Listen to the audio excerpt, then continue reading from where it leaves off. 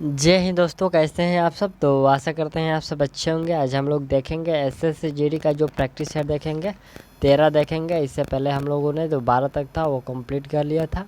और यह जो हम लोग का स्पार्क पब्लिकेशन का सेट है जिसमें टोटल 30 प्रैक्टिस सेट है। और इसके अलावा भी और एक बुक से आपको प्रैक्टिस सेट चलाया जा रहा है, तो आप लोग उसको भी सेट लगाइएगा। और जो है अरिहंत पब्लिकेशन का है जिसमें भी 15 सेट दिया गया है। ठीक, तो टोटल इसमें 45 सेट हो जाएंगे। हम लोग इसको बहुत जल्दी कंप्लीट करेंगे। और आपका जो आप प्रैक्टिस सेट आएगा तो थोड़ा सा आप तेज़ी में हम लोग लेते चलेंगे, क्योंकि आपका जो एग्ज़ाम का समय है उस बहुत ही नज़दीक आने वाला है। ठीक, चलिए हम इसको शुरू कर लेते हैं। और यहाँ से हम लोग का जो पहला प्रश्न है जो रीजनिंग का है, आप सभी को पता होगा। देखिए यहाँ पर सामान्य बुद्धि तर्क और पार्ट 1 का हिंदी का है, सॉरी रीजनिंग का है। और देखिए कह रहा है कि अभिषेक का जन्म यहाँ पर अभिषेक का जन्मदिन माह के तीसरे शनिवार को है। उसी माह के उसी माह के तीसरा दिन सोमवार है। तो निम्न में से किस दिनांक को अभिषेक का जन्म हुआ था। ठीक, आप लोग जल्दी फटाफट इसको बनाइए और बताइए कि यहाँ पर जो है अभिषेक का जन्म किस तिथि को हुआ था। देखिए प्रश्न है कि जन्म जो उसका है माह के तीसरे शनिवार को हुआ था। माह में एक महीने में कितने दिन होते हैं, 30 दिन होते हैं। एवरेज 30 दिन होता है, 29 का होता है भी, 31 का भी होता है। तो ये तीसरे माह में जो शनिवार है उस दिन इस अभिषेक का जन्म हुआ था।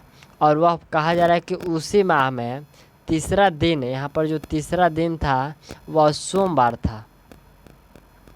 यहाँ पर तीसरे शनिवार को, तो ये तीसरे सप्ताह में चला गया और यहाँ पर सोमवार की बात हो रही है। तो तीसरा दिन सोमवार था, तो पहला दिन कौन सा होगा। ठीक, आपको जब बनाइएगा तो ऐसे बनाइएगा कि तीसरा दिन सोमवार था तो पहला दिन कौन सा होगा। तो पहला दिन देखिए यहाँ पर तीसरा दिन सोमवार हो गया, दूसरा दिन जो होगा आपका रविवार होगा, और पहला दिन यानी कि 1 तारीख को शनिवार होगा। ठीक, 1 तारीख को क्या होगा, उसी महीना में हम लोग बात कर रहे हैं तो उसी महीना में 1 तारीख को शनिवार होगा। फिर अगला शनिवार कब आएगा, तो अगला जो शनिवार होगा वो 8 दिन पर आएगा, 8 तारीख को आएगा। क्योंकि आगे जो सप्ताह होता है वो 7 दिन पर उसका पुनरावृत्ति होती है। तो 7 दिन बाद एक में हम लोग 7 जोड़ेंगे तो वो 8 होगा, और 8वें दिन में यहाँ पर शनिवार आएगा। फिर यहाँ पर ये हम लोग का 2 शनिवार मिल गया, तीसरा शनिवार खोजेंगे तो 8 में 7 जोड़ देंगे। 8 में क्या करेंगे, 7 जोड़ देंगे तो कितना हो जाएगा, 15। तो 15वें दिन जो था वो तीसरा शनिवार आपको मिल जाएगा। तो इसमें आपका जो राइट आंसर होगा, दिन पूछा जा रहा है कि उस जन्मदिन के माह, तो तीसरा शनिवार किस दिन को होगा, तो वह होगा आपको 15 तारीख को। ठीक, यहाँ पर आपका राइट आंसर बी कर लीजिएगा। चलिए अगला जो दूसरा नंबर प्रश्न हम लोग का है कि उज्जवल ने अपने घर से पश्चिम की ओर चलना प्रारंभ किया और 40 मीटर, यहाँ पर 40 किलोमीटर चलकर रुक गया। और बाद में वह बाईं ओर मुड़कर 30 किलोमीटर तक चला। तो वह अपने घर से यहाँ पर कितनी दूरी पर है, वह कितनी दूरी पर है अपने घर से। तो देखिए सबसे पहले यहाँ पर आपको क्या करना है, कुछ नहीं करना है, बहुत ही हल्का प्रश्न है। देखिए यहाँ पर है कि अपने घर से पश्चिम की ओर वह चलना प्रारंभ करता है। ठीक, मान लीजिए उसका यह स्टार्टिंग पॉइंट हुआ और वह पश्चिम दिशा की ओर चलना प्रारंभ करता है। तो यहाँ पर हम लोग पश्चिम दिशा की ओर इसको ऐसे कर लेते हैं। ये हम लोग का होगा, ये जो होगा वेस्ट होगा डब्लू से, और ये जो हम लोग का होगा नॉर्थ होगा, फिर ये ईस्ट होगा, और ये नीचे जो होगा वो साउथ होगा। तो यहाँ पर सबसे पहले कहा जा रहा है कि वह जो है पश्चिम दिशा की ओर 40 किलोमीटर चला। यहाँ हम लोग मान लेते हैं 40 किलोमीटर चला, ठीक है। और फिर है यहाँ पर, फिर है कि वह अपने वहाँ से बाईं ओर मुड़कर, बाईं ओर दाहिने बाएं, तो वह बाईं ओर मुड़कर कितना है, यहाँ पर यह हम उसका बाएं हुआ, बाएं ओर मुड़कर 30 किलोमीटर चला। ठीक, तो देखिए यहाँ पर 40 किलोमीटर चला और यहाँ पर 30 किलोमीटर चला। फिर कह रहा है तो अपने घर से कितने दूरी पर, अब पूछा जा रहा है कि अपने घर से कितने दूरी पर है। तो देखिए सब पहले वो जो चला था 40 किलोमीटर ऐसे, फिर 30 किलोमीटर ऐसे, और यहाँ पर आपको विकर्ण निकालना है। ये आपको इस दूरी को ज्ञात करना है कि ये तिरछा जो दूरी है, तिरछा, इसी दूरी को ज्ञात करना है। तो ये ज्ञात कैसे करेंगे, 40 का स्क्वायर प्लस 30 का स्क्वायर कर देंगे। तो ये जो हम लोग का दूरी होगा वो विकर्ण, इसमें आपको विकर्ण ही निकालना था। तो ये विकर्ण निकल जाएगा, ये 400 हो जाएगा, और फिर ये 30 का हो जाएगा, तो सॉरी ये 40 का स्क्वायर 1600 हो जाएगा, और ये 900 होगा, 16 900 2500। तो 2500 जो होता है वो 50 का स्क्वायर होता है। ठीक, 2500 कितना होता है, 50 का स्क्वायर होता है। राइट आंसर है इसमें आपका ऑप्शन जो सी हो जाएगा वो सही है। ठीक, चलिए अगला जो प्रश्न हम लोग का है कि 4 से यहाँ पर 3 से 4 तक नीचे दिए गए असंगत का, इसमें हम लोग को असंगत खोजना है। 36, 72, 28, 56, 32, 65, 35, 70। ऑप्शन जो सी है वो असंगत है क्योंकि यहाँ पर सबका दोगुना किया जा रहा है और यह 32 का दोगुना 64 होगा, 65 नहीं होगा। ठीक, चलिए अगला पॉइंट है लेखक, पाठक, संवाददाता और फिर मुद्रक, कौन सा हो जाएगा? तो इसमें जो आपका राइट आंसर होगा वह पाठक हो जाएगा।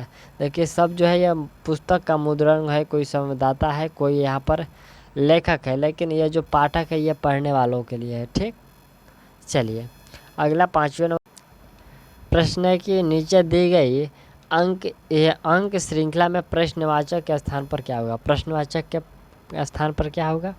14 है, 11 है, 29 है और फिर 116 है। तो अगला क्या होगा? ठीक,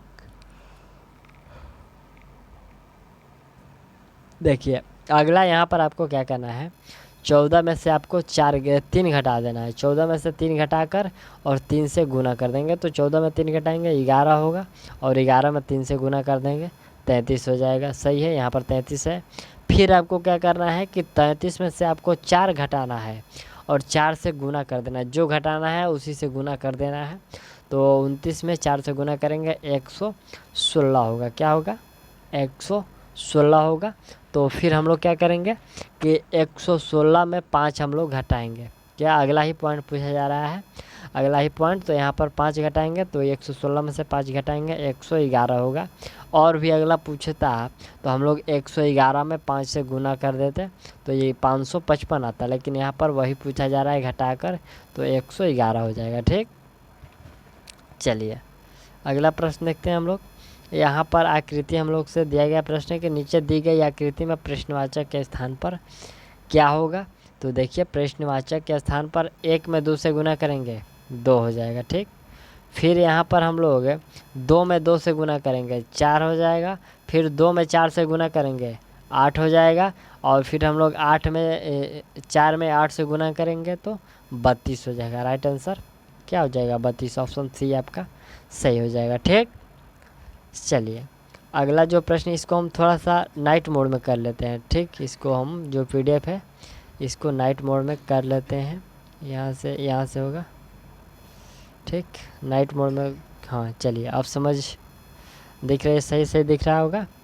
और देखिए यहाँ पर 7वां नंबर जो आपसे प्रश्न पूछा जा रहा है, प्रश्न है कि दिए गए विकल्पों में से वह शब्द चुनिए जो दिए गए शब्दों के अक्षरों का प्रयोग करके नहीं बनाया जा सकता।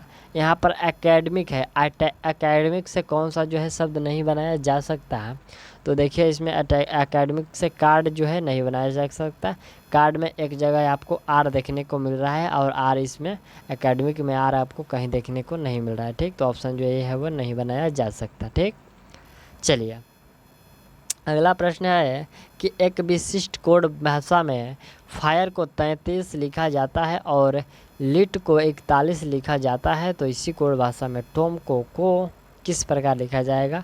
तो देखिए यहाँ पर जो फायर, यहाँ पर सभी अक्षरों को जोड़कर लिखा गया। जैसे कि फायर एफ जो होता है 6 पर होता है, आई जो होता है वो 9 पर होता है, आर जो होता है 18 पर होता है। ठीक, तो यहाँ पर देखिए हम सबको जोड़ लेते हैं। 9, 6, 15 और 15, 18 कितना होगा? 33 हो गया। तो यहाँ पर 33 लिख दिया गया है। तो दूसरे वाले लिट को भी ऐसे जोड़ा गया है। तो हम लोग टॉम को जोड़ देंगे। टॉम को जोड़ेंगे तो कितना होगा? टॉम जो होता है वो 20 पर होता है, टी फिर 15 पर और फिर यहाँ पर 13 पर। 15 45 और 45 और 13 कितना? 58 हो जाएगा ना जी। हाँ 20 और 15, 20 15 कितना हुआ? 35 हो गया। हाँ सॉरी, 20 और 15 35 हो गया और 35 और 13 48 हो गया। राइट आंसर ऑप्शन जो है डी वो सही है। ठीक, चलिए क्लियर है। अगला प्रश्न देखा जाए। प्रश्न यहाँ पर आपका है जो चिन्ह बदल देना है। ठीक, माइनस के स्थान पर गुना कर देना है, भाग के स्थान पर प्लस कर देना है, फिर प्लस के स्थान पर भाग कर देना है और जो गुणे के स्थान पर उसको घटाव कर देना है। और यहाँ पर ऐसे ही आपको चिन्ह बदल देना है। जब आप लोग चिन्ह बदलिएगा इसको सॉल्व कर लीजिए, वीडियो को पुश करके, वीडियो को रुका करके, और जब आप लोग इसको सॉल्व कीजिएगा तो आपका राइट आंसर जब 7 आएगा तो वह सही है, अन्यथा आपका गलत है। ठीक, तो आप लोग इसको बनाइएगा। चलिए अगला प्रश्न यहाँ पर हम लोग का सिलोलिज्म यानी कि कथन और निष्कर्षण का प्रश्न है। तो प्रश्न आपको ध्यान देना है। यहाँ पर है कि कुछ पिज्जे फोनेक्स हैं और यहाँ पर सभी ब्रेज जो है पिज्जे होते हैं। ठीक, कुछ पिज्जे फोन केक्स यहाँ पर फोन पेन केक्स होते हैं ना जी, पेन केक्स होते हैं, और सभी ब्रेड जो है ब्रेड पिज्ज़ा होते हैं। तो इसमें आपको बताना है कि सभी पेन जो केक्स हैं वो ब्रेड होते हैं, सभी पेन केक्स ब्रेड होते हैं, बिल्कुल नहीं होते हैं। फिर आपसे यहाँ पर कहा जा रहा है कि कोई भी ब्रेड पिज़्ज़ा नहीं है, कोई भी ब्रेड इसमें पिज़्ज़ा नहीं है। तो देखिए इसमें तो ना ही अनुसरण 1 सही है और ना ही अनुसरण 2 सही है। इसमें आप लोग ऑप्शन डी लगा लीजिएगा। ठीक, चलिए अगला प्रश्न यहाँ पर हम लोग का देखिए, यहाँ पर प्रश्न है कि आयत जो है वेव डिजाइन को दर्शा रहा है, वृत्त जो है घुड़सवारों को दर्शा रहा है, और त्रिभुज जो है कवियों को दर्शा रहा है। तो यहाँ पर एक और है वर्ग जो है जोकर्स को दर्शा रहा है। तो इसमें आपको बताना है कि अक्षरों में कौन सा समूह उन जोकर्स को प्रदर्शित करता है जो घुड़सवार और कवि दोनों है, जो घुड़सवार और कवि दोनों है। तो देखिए इसमें आपको थोड़ा सा वीडियो देखिए, यहाँ पर थोड़ा सा आप लोग क्वेश्चन कॉपी पर अपने लिख लीजिएगा। ठीक, यहाँ पर जो है वृत्त यहाँ पर जो वर्ग है किसको दर्शाता है, जोगर्स को। फिर यहाँ पर त्रिभुज जो है किसको दर्शाता है, तो त्रिभुज यहाँ पर कवियों को, हम कवि को के लिख देते हैं और जोगर्स को जी लिख देते हैं। ठीक, और फिर हम लोग का जो वृत्त है, वृत्त किसको दर्शाता है, तो वो घुड़सवार को हम लोग क्या लिख देते हैं, हॉर्स लिख देते हैं, एच से हॉर्स को प्रदर्शित कर दे रहे हैं। और यहाँ पर जो हम लोग का आयत है, तो यहाँ आयत को वेव डिजाइन यानी कि W से हम लोग इसको प्रदर्शित कर रहे हैं। और यहाँ पर प्रश्न पूछा जा रहा है कि अक्षरों का कौन सा जो समूह है उन जोगर्स को प्रदर्शित करता है जो घुड़सवार और कवि दोनों है। घुड़सवार ये कवि और ये घुड़सवार, एच और त्रिभुज, इसी में खोजना है। तो इसमें कौन से जोगर्स हैं, तो देखिए यहाँ पर ऑप्शन जो फाइनली यहाँ पर आपका डी हो जाएगा। ठीक, आप लोग बनाइएगा, अपना दिमाग का भी यूज कीजिएगा, ब्रेन लगाइएगा। तो इसमें जो है डी जो ऑप्शन आता है, ये डी जो है दोनों तरफ से कॉमन है। यहाँ पर कवियों में भी है और ये वृत्त में भी है। ठीक, और घुड़सवार में है, और ये जोगर्स की बात हो रही है तो ये जोगर्स में भी यहाँ पर है। ठीक, तो यहाँ पर कौन सा हो जाएगा, ऑप्शन डी हो जाएगा जो सही है।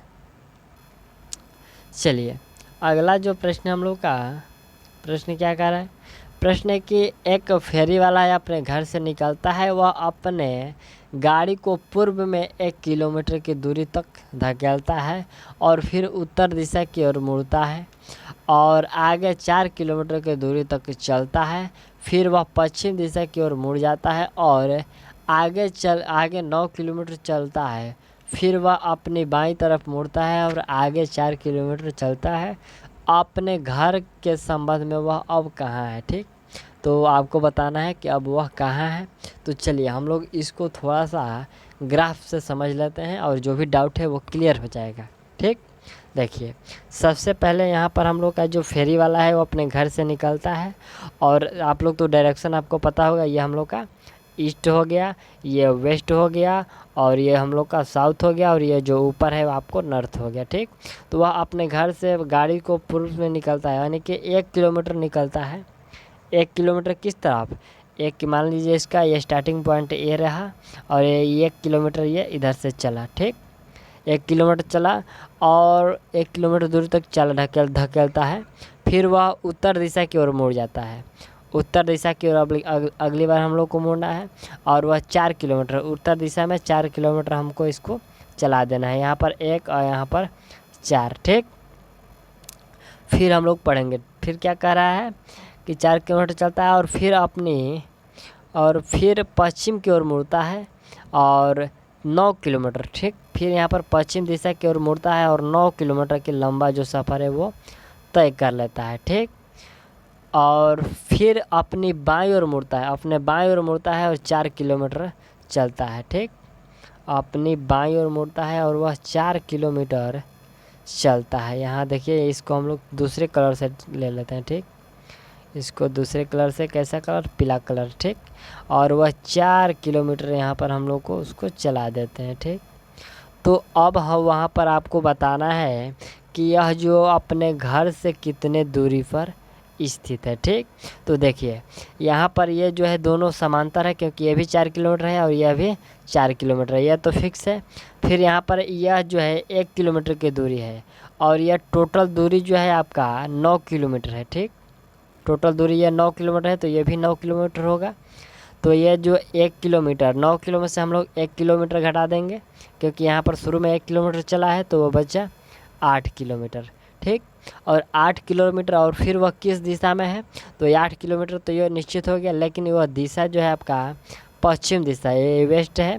यहाँ उसका घर था, ठीक। उसका घर कहाँ पर था, तो उसका जो घर था वह यहाँ पर, आप उसका घर था और यहाँ से वह इस दिशा में है, तो किस तरफ, पश्चिम दिशा में है, 8 किलोमीटर पश्चिम दिशा में, ठीक। ऑप्शन जो आपका है वह ए सही है, ठीक। राइट आंसर इसमें आप लोग ए कर लीजिएगा। चलिए अगला प्रश्न देखिए, यहाँ पर हम लोग का प्रश्न क्या है।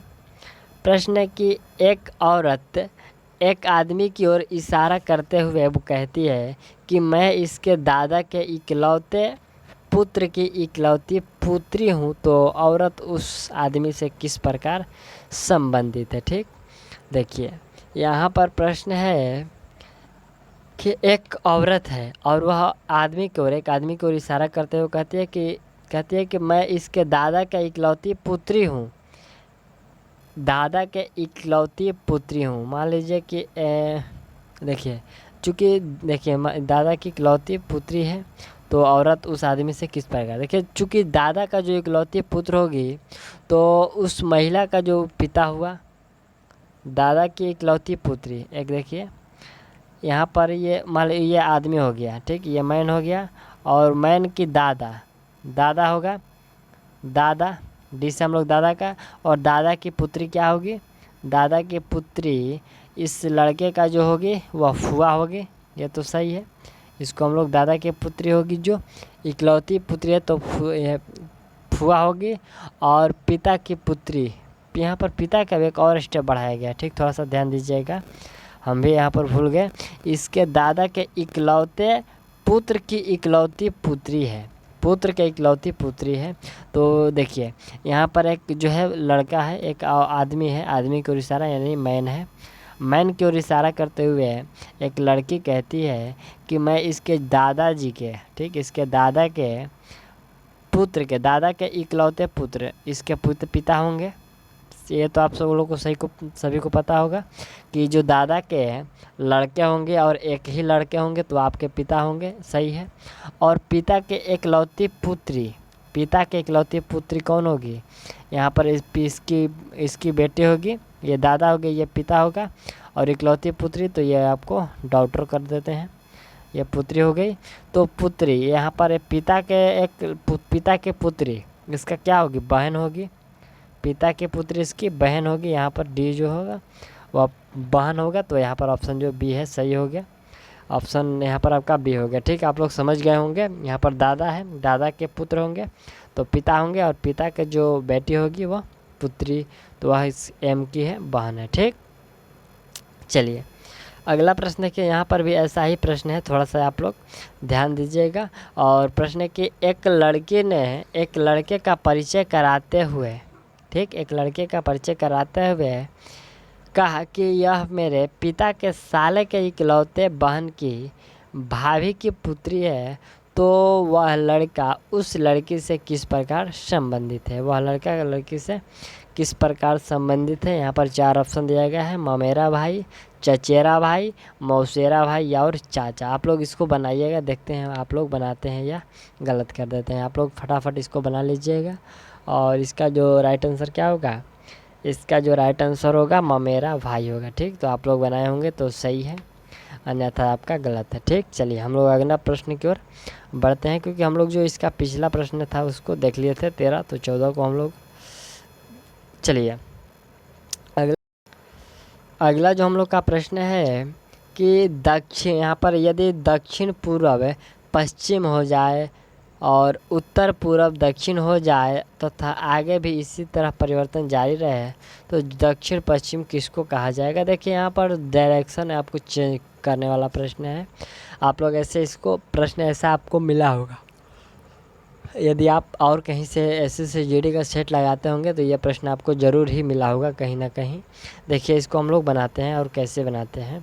तो सबसे पहले हम लोग डायरेक्शन ले लेते हैं।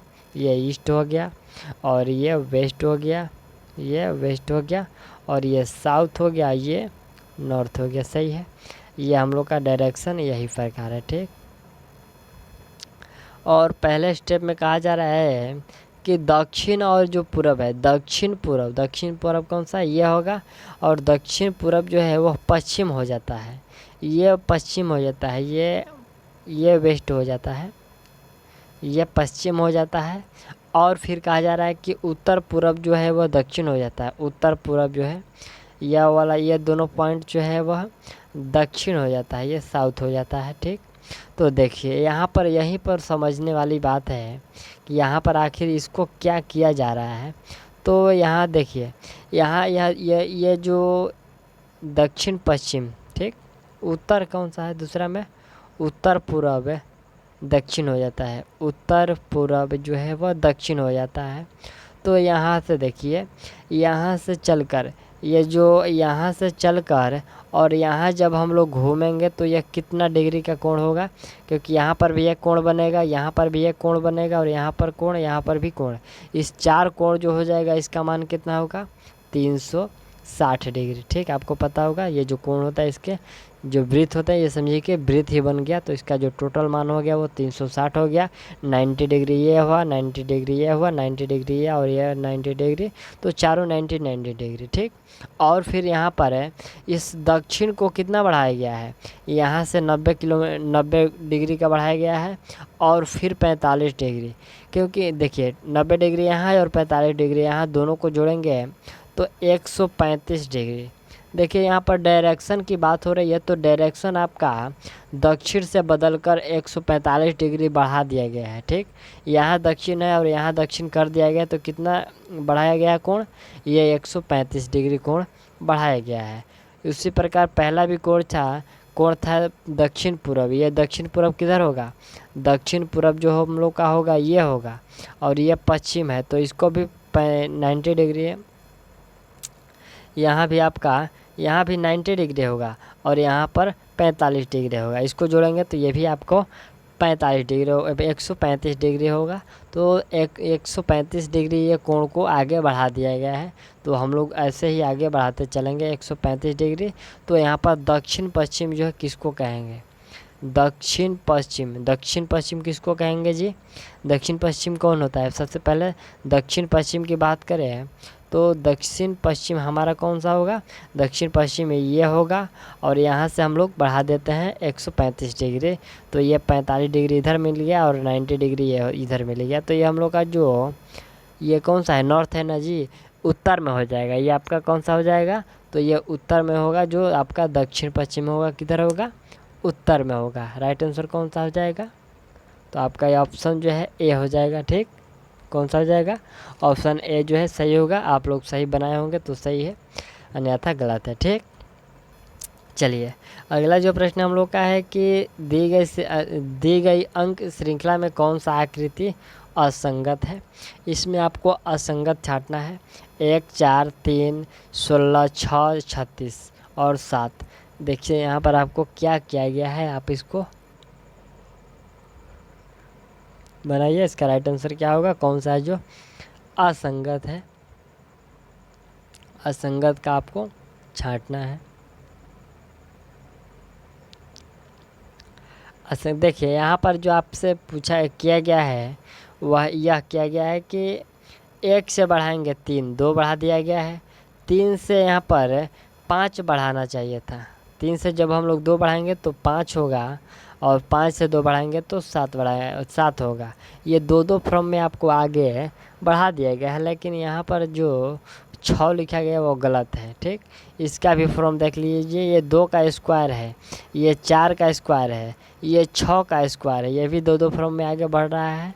तो यहाँ पर क्या होना चाहिए था, यहाँ पर 6 के स्थान पर 5 होना चाहिए था। ऑप्शन जो है ये वो गलत है। ठीक, ऑप्शन यहाँ पर 6 की जगह पर 5 होता तो सही हो जाता। ठीक, चलिए अगला पॉइंट देखते हैं हम लोग। 17 नंबर जो प्रश्न है, प्रश्न कह रहे हैं कि 42 विद्यार्थियों की यह कक्षा में कांता का जो क्रम है ऊपर से 16वां, तो अंत से उसका स्थान जो है वो कौन सा होगा। तो ऊपर से 16वां है तो अंत में होगा। देखिए इसका ऐसे निकालते हैं। तो 42 में हम लोग 16 घटाएंगे और प्लस 1 जोड़ देंगे, आपका जो भी आएगा वो सही हो जाएगा। जैसे कि यहाँ पर 42 में 16 घटाएंगे तो कितना होगा, 28 होगा, ऐसा 26 होगा। ठीक, और 26 में 1 जोड़ देंगे तो वो हम लोग का 27 होगा। राइट आंसर है आपका 27, ऑप्शन डी जो है वो सही है। ठीक, चलिए अगला प्रश्न देखिए। यहाँ पर हम लोग का प्रश्न है, इसमें भी आपको असंगत ही छांटना है कि इसमें भिन्न जो है वो कौन सा है। असमान दिया गया भिन्न यहाँ पर 5, 10, 15, 7, 14, 21, 6, 12, 18, 8, 16, 24 होना चाहिए था। तो यहाँ पर 28 है। ऑप्शन जो डी है वो गलत है, यानी कि असंगत है। ठीक, चलिए अगला जो प्रश्न हम लोग का है, यदि जल को भोजन और भोजन को वृक्ष, यहाँ पर नाम बदला गया है, जल को भोजन, भोजन को वृक्ष और वृक्ष को आकाश और आकाश को दीवार कहा जाता है। तो इसमें फल कहाँ लगता है, फल कहाँ लगता है। सबसे पहले आपको सोचना है कि फल कहाँ पर लगता है, तो वह वृक्ष पर लगता है। और वृक्ष किसको कहा जा रहा है, तो आकाश को। तो कौन सा होगा राइट आंसर, आकाश हो जाएगा। ठीक, चलिए अगला प्रश्न हम लोग देखते हैं। अगला हम लोग का 21 से 21 से है। यहाँ पर घड़ी जो है इसका संबंध समय से है, तो थर्मामीटर का जो संबंध होगा वह तापमान से हो जाएगा, ये सही होगा। ठीक, चलिए अगला जो प्रश्न है यहाँ पर हम लोग का, यहाँ पर एक शब्द लिखा गया है नाउन, और नाउन को बदलकर जे के क्यू आई कर दिया गया है। तो यहाँ पर साइड को बदलकर क्या करेंगे, तो यहाँ पर देखिए, यहाँ पर जो आपका किया गया है वह यह किया गया है कि सबसे पहले एन में आपको 4 घटाएंगे, ओ में 4 घटाएंगे, यू में 4 घटाएंगे, और एन में भी हम लोग 4। यहाँ पर एन से अगली बार देखिए, यहाँ पर जो पहला 3 अक्षर है उसमें आपको 4 घटाना है, 4 माइनस करना है।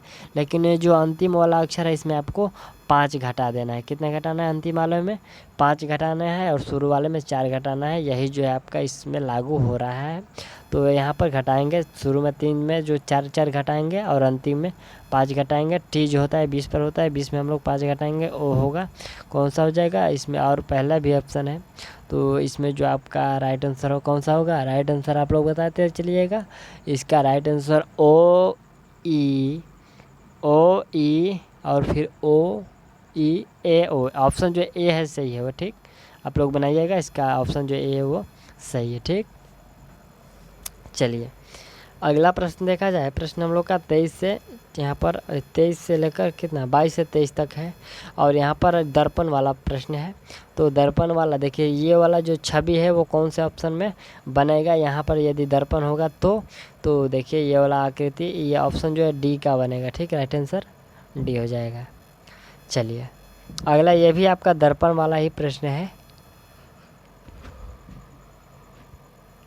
कौन सा होगा आकृति, तो इसका जो आकृति बनेगा वो ऑप्शन ये भी डी वाला ही बनेगा। ठीक, चलिए अगला प्रश्न देखिए। और यहाँ पर देखिए, यहाँ पर दी गई आकृति श्रृंखला की अगली आकृति जो होगी क्या होगी। 3 आकृति ऐसे दिया गया है, तो चौथी आकृति आपसे पूछा जा रहा है क्या होगा, चौथी आकृति क्या होगा। तो देखिए इस चौथी आकृति में भी ऑप्शन डी होगा। और यह जो किया जा रहा है कि प्रत्येक अगला जो आकृति है वो दाईं ओर से प्रारंभ करके घड़ी की सुई के चलने की दिशा में एक एक डिज़ाइन जो है पलट रहा है। क्या हो रहा है, एक एक डिज़ाइन जो है वो पलट रहा है। यहाँ पर यह डिज़ाइन पलट गया, फिर यह डिज़ाइन पलट गया, फिर यह डिज़ाइन पलट गया। तो अगली बार कौन सा पलटेगा, ऑप्शन जो डी है वाला पलट जाएगा। ऑप्शन आप लोग डी कर लीजिए। चलिए अगला प्रश्न हम लोग का 25 नंबर है। तो 25 नंबर का आप लोग आंसर लगाइए फटाफट। क्या होने वाला है यहाँ पर एस, यहाँ पर यह दिया गया है, यह दिया गया है, या तो यहाँ पर ऐसे ऐसे करके आगे बढ़ाकर यहाँ पर जो है 5वें नंबर पर कौन सा अक्षर आने वाला है। ठीक, तो 5वें नंबर पर कौन सा अक्षर आएगा, ऑप्शन आपको बताना है। ठीक,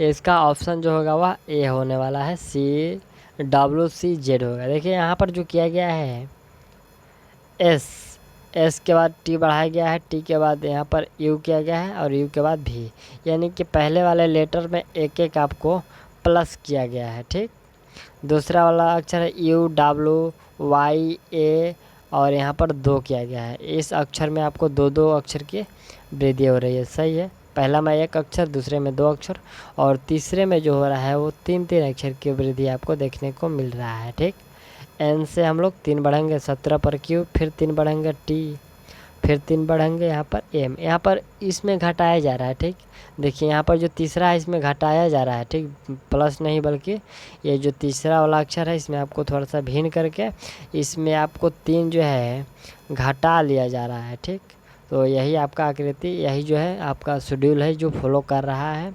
सो हम लोग भी में 1 जोड़ेंगे, कितना होगा, भी में जो हम लोग 1 जोड़ेंगे W होगा, ए में हम लोग 2 जोड़ेंगे तो C होगा और एम में जब हम लोग घटाएंगे, एम में हम लोग कितने घटाना है, हम लोग को एम में 3 घटाना है।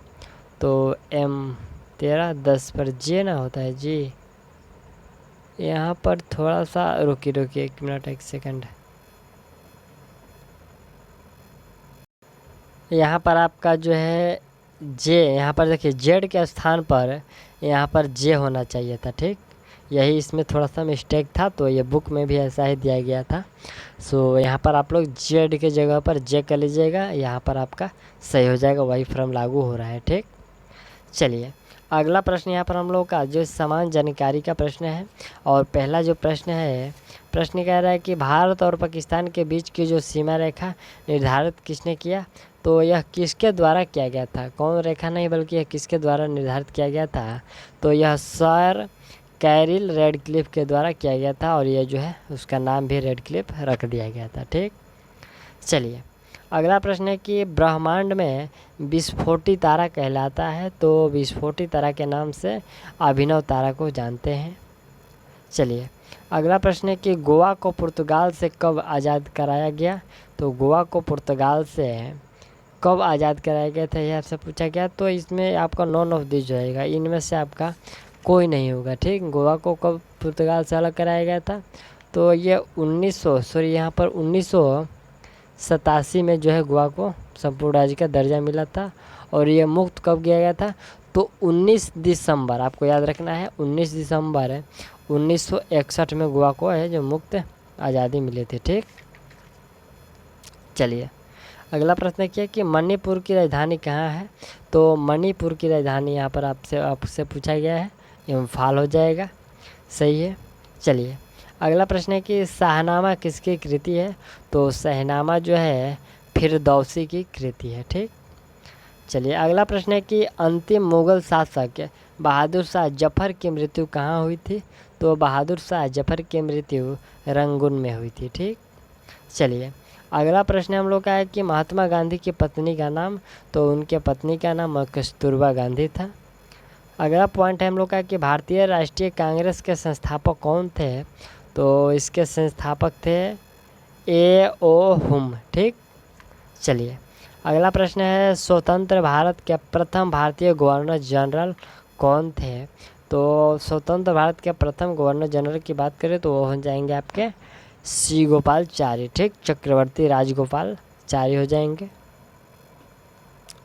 चलिए अगला प्रश्न हम लोग का 35 नंबर है कि प्रार्थना समाज के संस्थापक, एक प्रार्थना समाज था उसके संस्थापक कौन थे, तो वह थे आत्माराम पांडुरंगा। आत्माराम पांडुरंगा ये प्रार्थना समाज के संस्थापक थे, आपका राइट आंसर C हो जाएगा। और प्रार्थना समाज की स्थापना कब हुआ था, तो ये प्रार्थना समाज की जो स्थापना 1867 ईस्वी में किया गया था। ठीक, 1867। अगला पॉइंट है कि दक्षिण भारत के किस वंश के शासन ने धर्मराज की उपाधि धारण की। यहाँ पर दक्षिण भारत के किस शासक ने जो है धर्मराज की उपाधि धारण की थी, तो यह उपाधि पश्चिमी गंग, ये जो पश्चिमी गंग नामक एक शासक था उसी ने धर्मराज की उपाधि धारण किया था। चलिए अगला पॉइंट है कि निम्नलिखित में से कौन मुगल काल में एक प्रमुख उद्योग था।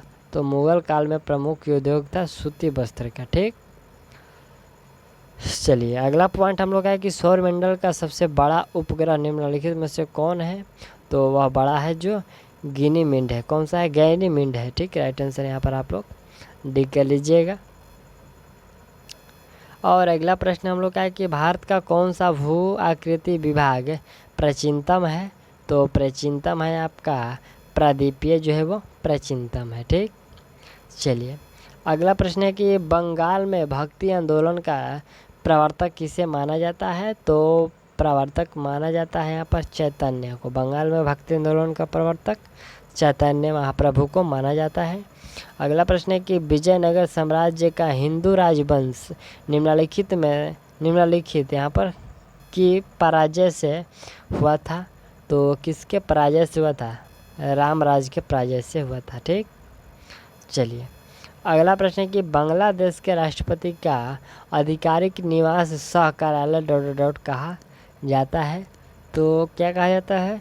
बंग भवन कहा जाता है। बांग्लादेश के जो राष्ट्रपति आवास करते हैं, जो निवास करते हैं, उस भवन को बंग भवन कहा जाता है। ठीक, चलिए अगला प्रश्न है कि सामान्य धातुएं होती है आघात बदनीयता, तन्य और उष्मा का कुचालक। इसमें जो ऑप्शन सी है वो गलत है। कुचालक नहीं होती है, तन्य होती है और घात बदनीयता होती है। केवल ए और बी दोनों सही है। ठीक, अगला प्रश्न है कि डाल्टन के परमाणु सिद्धांत के अनुसार पदार्थ का जो सूक्ष्मतम अविभाज्य कण है वह कौन सा है। तो वह है परमाणु। क्या होता है? परमाणु। अगला प्रश्न है कि 45 नंबर प्रश्न हम लोग का है कि चीनी यात्री जो फाह्यान किसके शासनकाल में आया था। तो फाह्यान जो आया था ये आपको चंद्रगुप्त विक्रम द्वितीय के समय में आया था। अगला प्रश्न है कि भारत के मुख्य चुनाव आयुक्त को कौन नियुक्त करता है। तो उनको जो नियुक्त करता है भारत के राष्ट्रपति नियुक्त करता है। अगला प्रश्न है कि निम्नलिखित में से किसका कार्यकाल राष्ट्रपति की इच्छा पर निर्भर करता है। तो उनके इच्छा पर जो निर्भर करता है भारत के महान्यायवादी और राज्यों के राज्यपाल, इन दोनों का जो है कार्यकाल राष्ट्रपति के इच्छा पर निर्भर करता है। चलिए अगला प्रश्न है कि जब किसी कांच की छड़ को रेशम से रगड़ा जाता है तो छड़ का कौन सा आवेश होगा। तो छड़ का जो आवेश होगा वो धन आवेश होगा। ठीक, चलिए अगला प्रश्न हम लोग का है कि निम्नलिखित में से कौन सा सामान्य परिस्थितियों में अमाशय के अतिरिक्त स्तर की हाइड्रोलिक अम्ल से रक्षा करता है। तो यह रक्षा जो करता है वह कौन करता है? यहाँ पर श्लेष्मा है ना जी, रेस श्लेष्मा है, यह श्लेष्मा रक्षा करता है। ऑप्शन बी इसका राइट आंसर होगा। ठीक, अगला प्रश्न है कि गर्म वायु, ये जो गर्म वायु है तो यह आपको गर्म आयु जो होती है यानी कि गर्म हवाई जो होती है वह ठंडी वायु से हल्की होती है और इसलिए गर्म हवा ऊपर होती है। ठीक है, यहाँ पर कहने का मतलब है कि जो गर्म हवाई जो होती है वह ठंडी हवा से हल्का होती है, इसीलिए वह ऊपर होती है। ठीक, चलिए अगला जो प्रश्न यहाँ पर हम लोग का यहाँ से हम लोग का जो है पार्ट 3 जो है स्टार्ट होता है। ठीक, जिसमें आपका प्राथमिक गणित यानी कि मैथ का 25 प्रश्न है, तो हम लोग इसको स्किप कर देते हैं और हम लोग हिंदी के प्रश्नों को फटाफट देख लेते हैं। ठीक, देखिए यहाँ से हम लोग का 76 नंबर प्रश्न से हिंदी स्टार्ट होता है और यह पार्ट डी में है। तो यहाँ से देखिए प्रश्न पहला है कि स्थानों की यहाँ पर रिक्त स्थानों की पूर्ति हेतु उपयुक्त विकल्प का चुनिए, यानी उपयुक्त विकल्प आपको देना है। कह रहा है कि जीवन की एक रास्ता जीवन को ... बना देता है। तो जीवन का एक रास्ता जो है जीवन को क्या बना देता है? सरम, नीरस, मधुर, प्रिय। तो इसमें जो आपका राइट आंसर होगा वह होगा नीरस बना देता है। जीवन की एक रास्ता जीवन को नीरस बना देता है। यहाँ पर ऑप्शन बी आपका सही होगा। अगला प्रश्न है कि भारतीय संविधान में Hindi co dot dot dot कहा गया है। तो हिंदी को क्या कहा गया है? राजभाषा कहा गया है, ठीक, न कि यहाँ पर राष्ट्रभाषा भी है। कौन सा होगा इसमें? जो राइट आंसर होगा राज्य भाषा होगा, राष्ट्र नहीं बल्कि राज्य भाषा कहा गया है हिंदी को। अगला प्रश्न है कि मुझे इस कार्यालय डॉट डॉट डॉट सभी जानकारियाँ अति शीघ्र चाहिए। तो यहाँ है कि मुझे इस कार्यालय की सभी जानकारियाँ अति शीघ्र चाहिए। यहाँ पर की जो होगा वह सुटेबल होगा, राइट आंसर बी कर लीजिएगा। और अगला प्रश्न है कि महोपकारचार, यहाँ पर महोपकाचार शब्द में कौन सी संधि है? तो इस शब्द में आपको संधि बताना है और इसमें जो संधि है वो गुण संधि है, ठीक। चलिए अगला प्रश्न है कि परिच्छेद शब्द का सही संधि विच्छेद क्या है? तो परिच्छेद जो शब्द है इसका सही संधि विच्छेद की बात करें तो वह परि प्लस छेद, ऑप्शन है ये वाला, वो सही है। अगला पॉइंट है कि निम्नलिखित शब्दों का विषम संयोजन कौन सा है? तो विषम संयोजन की हम लोग बात करें तो वह हो जाएगा यहाँ पर लीची तुर्की, यहाँ पर रसी तद्भव सरकारी फारसी, लीची जो है तुर्की और पुरोहित जो है तत्सम, तो ये सही है, लेकिन ये जो है वो विषम है यानी कि गलत है। अगला पॉइंट है निम्नलिखित में से कौन सा भाववाचक संज्ञा नहीं है? भाववाचक संज्ञा इसमें से कौन सा नहीं है? लंबाई, बहन, दया या फिर शत्रुता। तो इसमें भाववाचक संज्ञा कौन सा नहीं है? बहन जो है वह भाववाचक संज्ञा नहीं है। अगला प्रश्न है कि निम्नलिखित किस वाक्य में अकर्मक क्रिया है? तो अकर्मक क्रिया इसमें हम लोग खोजना है। गेहूँ पिस रहा है, मैं बालक को जगवाता हूँ, मदन गोपाल को हंसा रहा है, राम पत्र लिखता है। तो अकर्मक क्रिया की हम लोग बात करें तो ऑप्शन ए है कि गेहूँ पिस रहा है, यहाँ पर अकर्मक क्रिया है, ऑप्शन ए वाला सही कर लीजिएगा। और बीणा पानी का जो पर्यायवाची शब्द हम लोग ज्ञात करें हैं तो बीणा पानी सरस्वती को कहते हैं और सरस्वती यहाँ पर सरस्वती दिया गया है, ठीक। चलिए अगला प्रश्न है कि निम्नलिखित में से किस शब्द का अर्थ अन्य तीनों से भिन्न है? घर, भवन, गृह और गे है। भुवन है, भवन नहीं है, भुवन है। तो देखिए इसमें जो भुवन है उसी का जो है अर्थ वह अलग है, तो ऑप्शन बी कर लीजिएगा। अगला प्रश्न है कि अल्पज्ञ शब्द का सटीक विलोम क्या होगा? तो सटीक विलोम जो होगा वह सर्वज्ञ होगा। अल्पज्ञ मतलब थोड़ा सा, सर्वज्ञ मतलब ज़्यादा। अगला प्रश्न है कि निम्नलिखित में से कौन सा जोड़ा विपरीतार्थक नहीं है, उसे चुनिए। आय का व्यय, सरल कठिन, गुरु का लघु और धर्म का अधर्म है। तो इसमें विपरीतार्थक जो नहीं है उसको हम लोग को चुनना है। तो ऑप्शन जो धर्म का अधर्म है वो विपरीतार्थक नहीं है बल्कि वो विपरीतार्थक नहीं है, उसे हम लोग को चुनना है। ऑप्शन जो डी है धर्म का अधर्म। आय का व्यय, गुरु का लघु, ठीक है। ऑप्शन है अगला हम लोग का प्रश्न है कि छाती पर सांप लौटना, इस मुहावरे का सही अर्थ क्या है? तो इस मुहावरे का जो सही अर्थ होगा ईर्ष्या होना, यानी कि जलना होगा, किसी दूसरे को देखकर जलना, छाती पर सांप लौटना ये कहा जाता है। अगला प्रश्न हम लोग का है कि जो अधिक बोलता है उसके लिए एक शब्द क्या है? तो उसका एक शब्द बचाल हम लोग कर सकते हैं, राइट आंसर ये हो जाएगा। और अगला जो प्रश्न हम लोग का है कि सही शब्द विन्यास का चयन करें। सही शब्द विन्यास इसमें हम लोग को खोजना है। सो इसमें आपका मार्गदर्शक है जो ये सही है। इसमें 4 मार्गदर्शक लिखा गया है, लेकिन ऑप्शन जो डी है वही मार्गदर्शक सही है, ठीक। अगला प्रश्न है कि लपटा पुष्प पराग पर शनिस्वाद मकरंद, इस पंक्ति में कौन सा काव्य दोष है? तो इस पंक्ति में जो काव्य दोष है वह है ग्राम्यत्व काव्य दोष है, ठीक।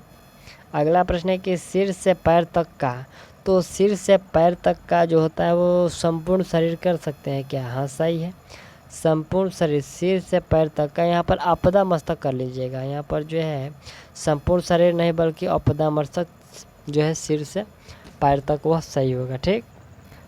चलिए अगला जो प्रश्न हम लोग 23 नंबर प्रश्न है कि कनक में कौन सा अलंकार है? तो कनक में अलंकार की बात करो तो यमक अलंकार है, ठीक। अगला प्रश्न है हम लोग का कि लुटेरे, यहाँ पर उल्टे छुरे से मुड़ना मुहावरा का अर्थ, उल्टे छुरे से मुड़ना मुहावरे का अर्थ क्या होगा? तो इस मुहावरे का होता है मूर्ख बनाकर ठगना, ठीक।